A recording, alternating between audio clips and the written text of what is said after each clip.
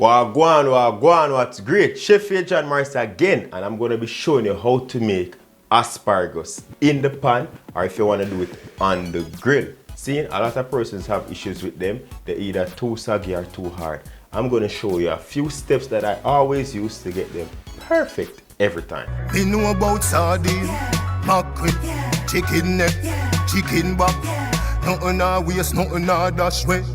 So asparagus, first and foremost, before we kickstart asparagus, let's just say it's a great thing to have. Do not boil your asparagus. Okay, pan or grill, and I'm going to be, or even oven, and I'm going to be showing you what we need to do in order to achieve the perfect asparagus all the time. So how to choose your asparagus now.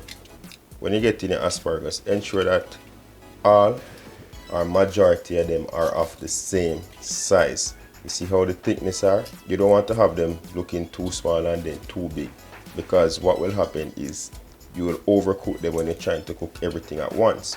Also ensure that the stems here are nice and firm and they're not soggy. That's an indication to tell you that they're going bad.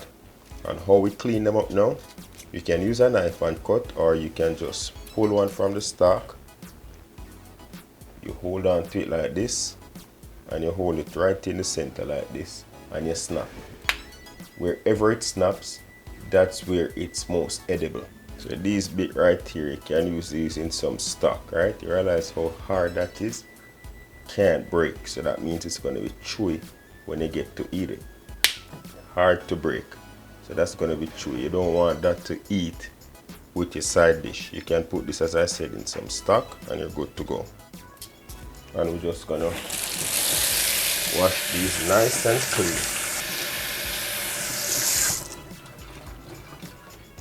Then we're gonna pat dry them.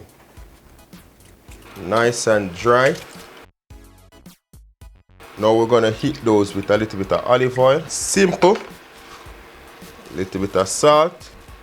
About a half teaspoon of sea salt. And some fresh cracked black pepper.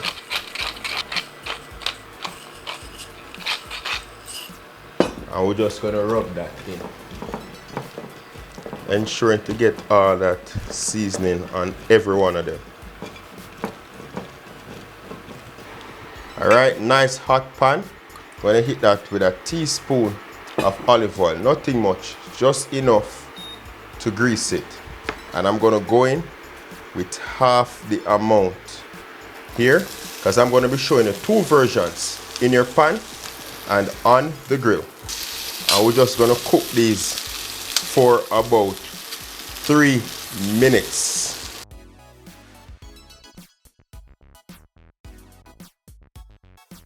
So once you start to blister, just going to cover your pan like this. I don't have the biggest cover. And then you're going to cover that for about a minute.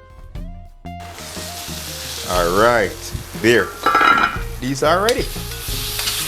Nice and soft. And we'll just kill the heat. So again, once you start to see those blisters, cover the pan and let them steam a little bit. And these are nice and ready. Alright. Take them from the pan. And we're going to set them on a plate. How beautiful those look. Nice. Nice hot grill. We're going to go on to the hottest part of the grill. We're just going to move them around every so often. And we don't have to grease the grill because there's already olive oil on here.